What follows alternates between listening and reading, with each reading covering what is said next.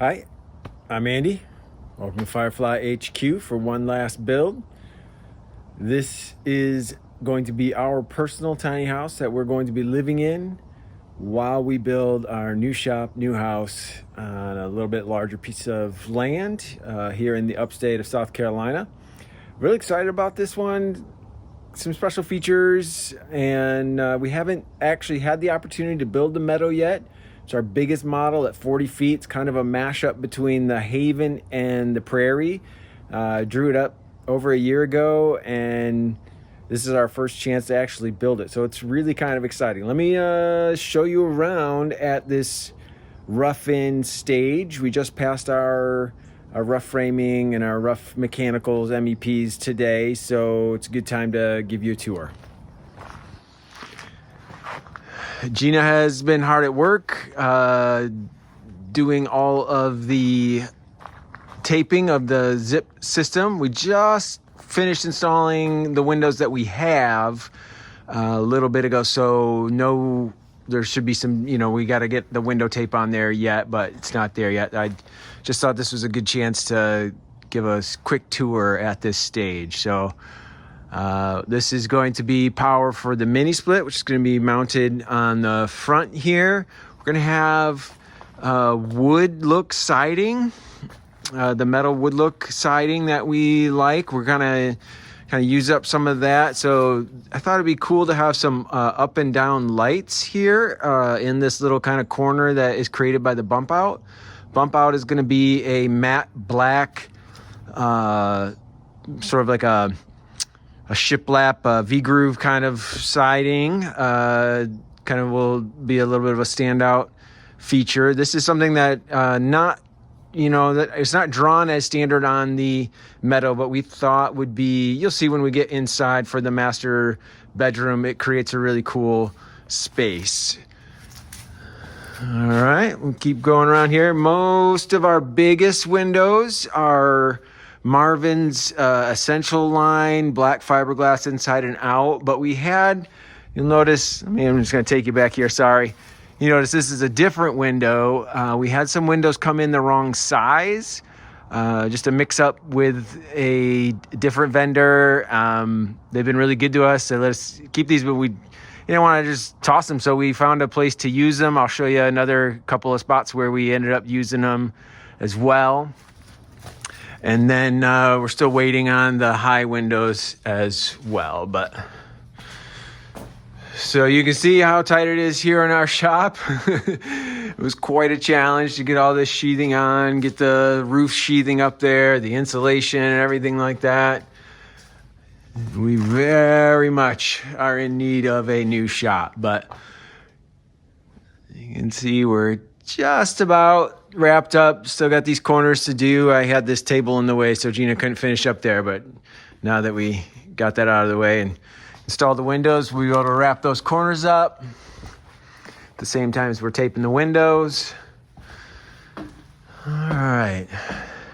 So when we walk into this, though, this will be the kitchen area. Directly across will be a fridge, a big pantry cabinet, and then a countertop that has the cooktop. There'll be some upper cabinetry as well, including a over-the-range microwave hood, which seemed like a good solution for this tight, this kind of tight side over here. And then here is going to be actually almost a 10-foot, a 9.5-foot countertop. Go from corner to corner of both of these windows.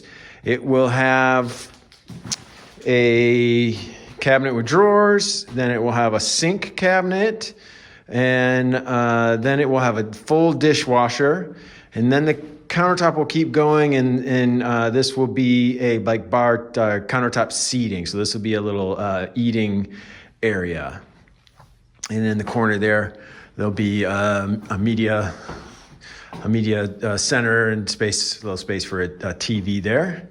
And then right around that box there, the countertop over here ends, and there's plenty of room for an L-shaped couch under this window.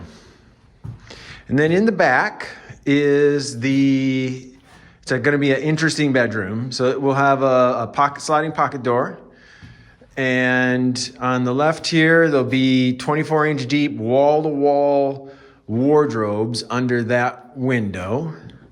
And then we've got a big 3050 egress window there.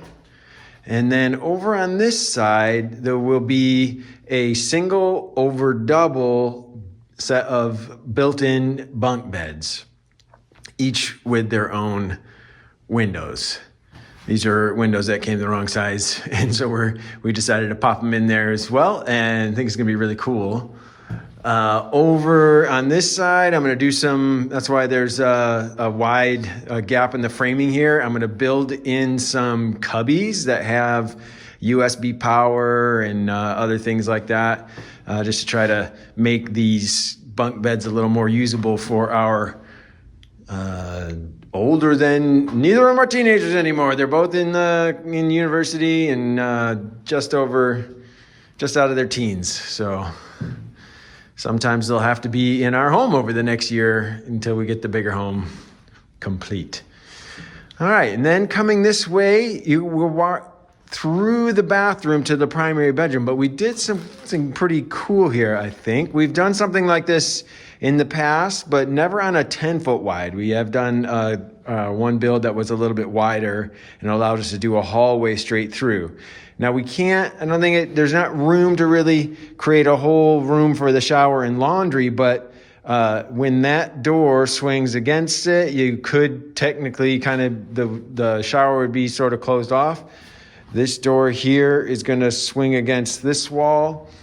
And so that creates a kind of a nice walkway through here. So shower, laundry, it's a large laundry area. There'll be room for a little bit of storage of step stool or vacuum cleaner or something next to the laundry. There'll be a marble countertop above. And then I'm going to flip you around.